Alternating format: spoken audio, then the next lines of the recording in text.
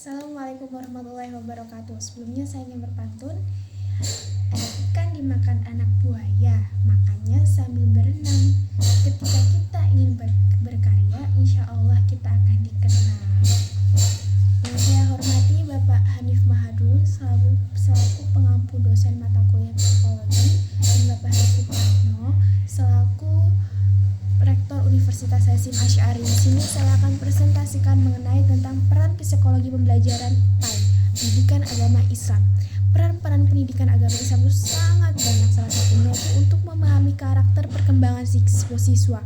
Karakter perkembangan siswa itu bisa dilihat dari moral, etika, tindakan, tingkah laku, adab. Itu perkembangan yang selalu bertahap yang dilakukan oleh seorang guru agar terciptanya sebuah kebiasaan yang baik. Itu merupakan perubahan moral yang diterapkan secara terus-menerus dan berupaya akan dilakukan oleh seorang siswa tersebut.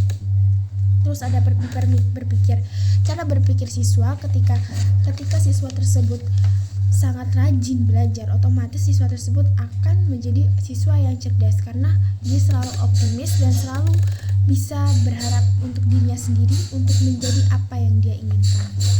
Terus ada emosional. Dari psikologi belajar kita akan bisa mengatasi emosi diri kita sendiri.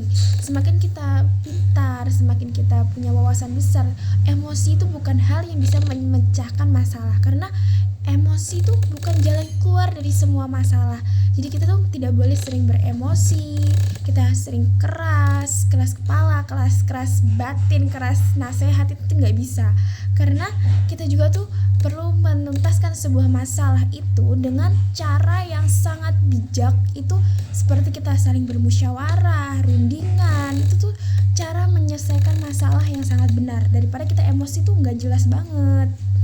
Terus ada pembahasan pendidikan FAI. Itu tuh pembahasannya tuh untuk memperkuat agama, karena kita sendiri kan mengambil dari pendidikan agama Islam. Otomatis dalam pembelajaran PAI itu lebih banyak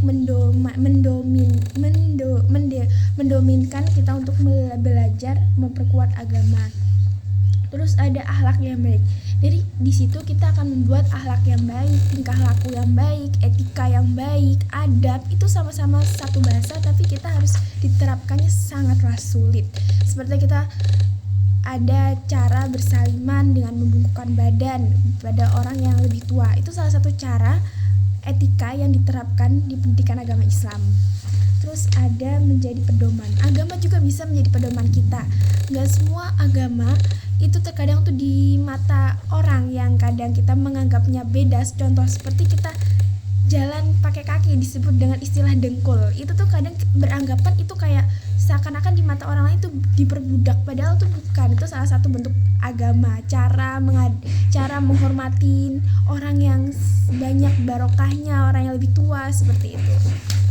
Terus ada cara kehidupan sehari-hari, itu menghormati waktu ibadah yang kita terapkan juga dalam kehidupan sehari-hari. Itu seperti kita menghormati waktu ibadah, kita juga perlu menghormati waktu ibadah orang lain. Karena apa? Kita hidup di dunia ini tuh berdampingan. Karena apa saya bilang seperti itu? Berdampingan itu semisal kita nggak semuanya makhluk yang ada di dunia ini Islam, karena kita juga terlahir dari banyaknya agama-agama, sedangkan Indonesia sendiri mempunyai 6 agama.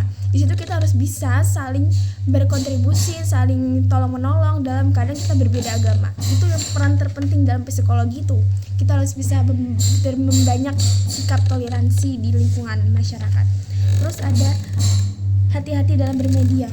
Nggak cuma tentang di dunia nyata, kita juga tuh harus pintar-pintar berhati-hati dalam berdunia maya. Karena apa? Dunia maya juga sekarang semakin kesini semakin orang salah mempergunakan. Jadi kita harus pintar-pintar juga mempergunakannya.